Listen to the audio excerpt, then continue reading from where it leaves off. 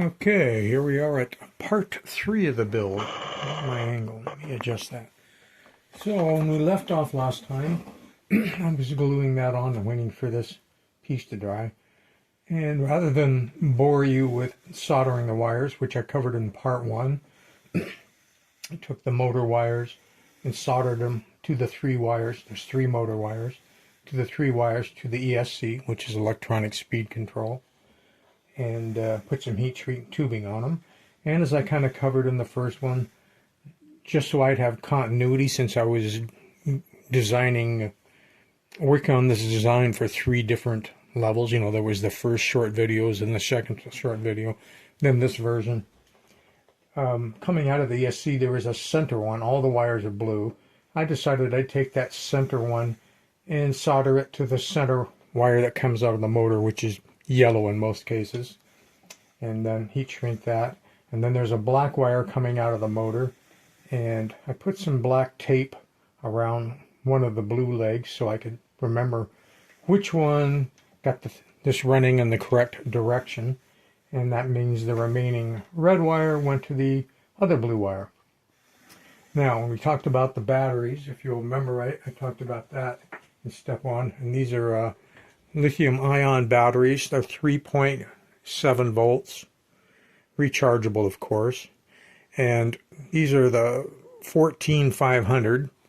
And basically, they're the same size as a AA cell, but they put out 3.7 volts and they're rechargeable. And they have more current. But the 14 stands for the diameter. If you measure the diameter, you'll find it's 14 millimeters around. And the 500, funny enough, doesn't really stand for 500. It stands for 50 because it's 50 millimeters long. Nobody really knows why they call it 500. Now, they come in different milliamp ratings. I think the lowest is around 400 milliamps and the highest is around 1,000. So you can go between 400 milliamps and 1 amp. I'd say go for the highest one because they're made in China. If you buy one that says it's 1,000 milliamps, 1 amp, it probably isn't. It's probably less. So might as well go for the bigger one if you can get it. These ones are real light. I'm suspecting these are probably somewhere around 600 milliamps or something like that. 2 of those in series gives me around 7.5 volts. And the plus and the minus from those, one of the legs, it doesn't matter whether it's the negative side or the positive side, needs to run through a switch. You can see I'm using the standard slide switch that I like to use in my projects. It's 19 millimeter on center for the mounting screws. Typically those are 2 millimeter screws to hold them in. And I glued that down below the hole where that screw goes through to hold the 2 sides together. So just push that down. Like I say, it doesn't matter if you're interrupting the negative or the positive. The point is you're interrupting the power supply so you can turn everything on or off. So bring your plus and minus over, and there's 2 leads that come out of the ESC, electronic speed control. Black and a red, so minus and positive, and just solder those up and put some heat shrink tubing on them. Then also coming out of the ESC, you have this cable, which I bundled up because I didn't want to cut it, and it has a connector on it, a 3-pin connector already. And on that connector is where you're going to plug what you're going to use to control the electronic speed control. Now, this is one of the more common servo testers that are out there. This one will work. I've used it with it. It's just that it was larger, and I would pretty much have to glue it right there. And here's a smaller version. And all these, you're going to want them in the manual mode, meaning the knob's going to control what's going on. And you'll also notice that these all have more pins for bringing power in and connecting up 2 or 3 servos or whatever you want. But I wanted to go even smaller, so I kept looking and I found the one they're calling Simple servo controller, and also sold as an electronic speed controller. You notice it just has the 1 connector. And all of these servo setups, your center pins, your positive, and then one of them, in this case, this one's the ground, and this one's the signal. So you can just plug that cable right on there. This will already supply the voltage to this unit, and this unit has a wide power supply range, which was another reason why I want it. The knobs can be pulled off and repositioned. They fit really tight. You need to get in there with a flat blade screwdriver and kind of twist, and then you can pull the knob off, because I wanted it to be like that so I'd know when it's all the way down. As I mentioned in the last video, when you turn this thing on, you have to turn it on with that control all the way down. And you'll actually hear it producing some little musical tones coming out of the motor, which I don't think this phone will pick up. But you know, it's going doo-doo-doo-doo-doo-doo. Takes about a second. You have to have that happen, and once that's done, then you can start bringing up the speed control. And you'll probably never go any further than a quarter of the way up, maybe a third at the very most. Obviously, the more you turn it, the faster the gyro is going to spin, which gives it more power to stabilize the body. But the faster the gyro spins, the faster these gears turn, so the faster it steps.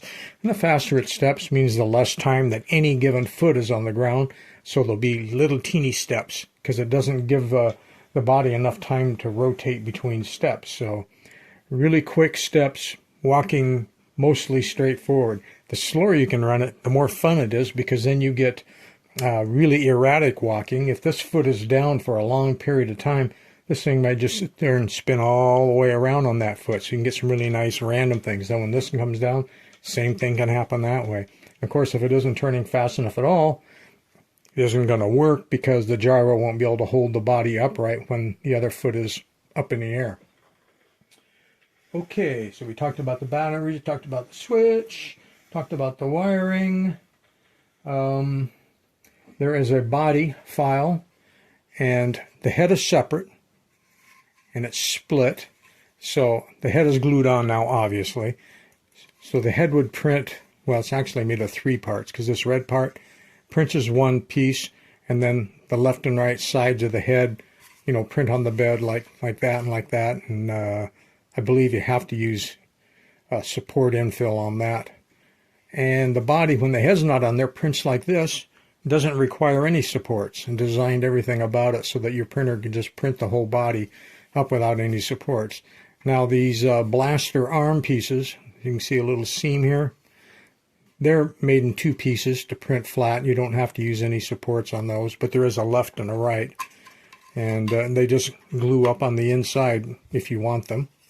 And this whole thing, as you can see, has a captive ring on both sides. So when it comes down on here, fits right down like that.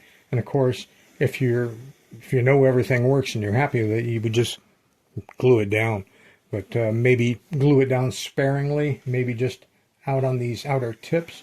So if you ever had to get in there, you could leverage to just get that out of the way. I think the actual running and demo of this I will do as a separate video, which I'll put out first, the demo video, and then these build videos. But just to give you a rough idea, I gotta be able to see the camera. Well, actually, I gotta be able to hear where's the microphone in this thing? I think it's, I'm not sure. It might be down here. Let's see if we can hear this thing when I turn it on. I don't think that picked it up, but it's on. You can see the little red light is on this controller. And so if I bring this up, it takes it a while to get up to speed. That's at a slow setting. So you can see how the legs are going to go up and down. Now let's crank it up a little bit more.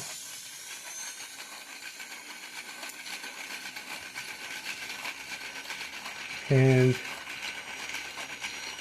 you can slow it down by cranking this back. And turn it off. Now you can turn it off while it's up, and everything will just freewheel and slowly grind to a halt and stop. But you can also turn it down while the switch is on and kind of brake. So you can see now how it's leaning, because I stopped it in a position where normally the gyro would be holding it like that, with this foot up off the ground, and it would be trying to turn and walk away from it. So I think what we should do now, I think we covered everything here. I think it's time to stop this build video part 3 and move on to the actual demo of the thing working, which like I said, I think I'll release the demo video first just to see if there's people interested. Then I'll go ahead and release these 3 build videos.